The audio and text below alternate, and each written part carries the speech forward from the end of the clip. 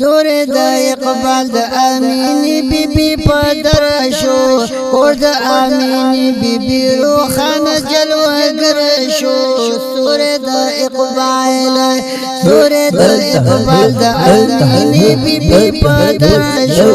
کور د امینې بیبي روښانه منور شو سورې د اقبال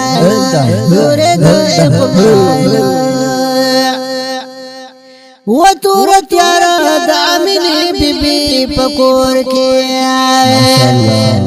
یک تنها پریشانا وکتلې پارلور کې بینرنای شوا مبارک د غزار شو بینرنای شوا مبارک د غزار شو سورې د اقبال د امینې بیبي په درشو کور د امینې بیبي روښانه منور شو سورې د اقبال وای آمینه بیبي رڼا تجلیات شو دې کې راښکار ماته د شملور محلات شو وچلو ساوا چې راښکار د حسن ور شو وچلو ساوا چې راښکار د حسن ور شو کور د امینې بیبي روښانه منور شو سورې د یا مینې ولې خفه کېږي خدای دې مل دې غېږې لا دې ښکلې روان د مینې ګل دې هر خوا خوشبویه شوې ټول چمن پې منوره دې هر خوا خوشبویه شوې ټول جهان پې منوره دې هر خوا خوشبویه شوې ټول جهان پې معطر شو سورې د اقبال د امینې بیبي په درشو سورې د اقبال راشي بوراګانو تاسو څه کوئ چمن کې ګل د خولې ګل د امینې بیبي لمن کې ګل د خولې ګل د امینې بیبي لمن کې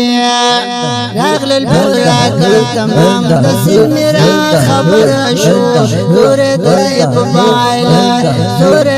اقبال د امینې بیبي په درشو سورې د اقبال عبدالمطلب کی راوغش پاک حضور وکړلو طواف د بیت الله نه اعلی نور نومي ورلا کی خود کعبه چرا بار شو سورې د اقبال د امینې بیبي په درشو سورې د اقبال او ای زما د زړه بلبلا ولې جاړینو او جوړ دي دند مدینه د جانان غواړي او د دنیا چې دکړل سر ما خام او بس کړه غورځي درن لاړي یرا بیدار شي مټکړه خدای بخیر کینو او د شفقت وخت دی خدای مکړه جاری او کسورلی در سره نوی پیدل اعلان شنو او د حرم لار تر سد دي شاړي او زوروالو زهرم تا پرواز کړنو او دا د بلی دریاب دام ډیر وسیع دینو او تلا ګورځي د سایل پوچ غاړي دا د مینې دریاب دومره ډېر وسیع دی او تلا ګورځي د سایل پوچ غاړي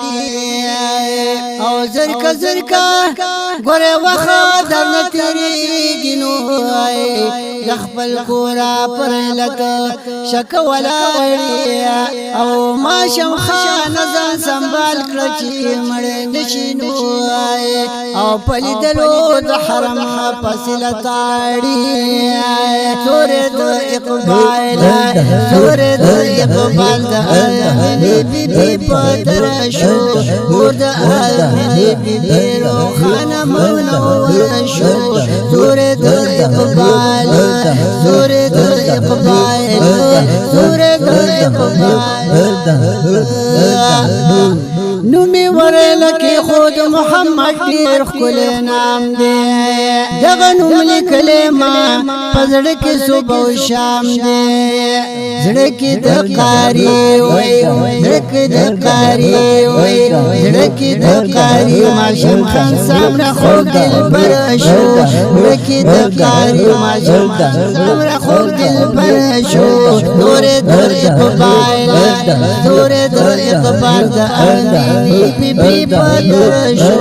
ور د امینی بي بي روخانه منور شو نور د اقبال سور د اقبال سور د اقبال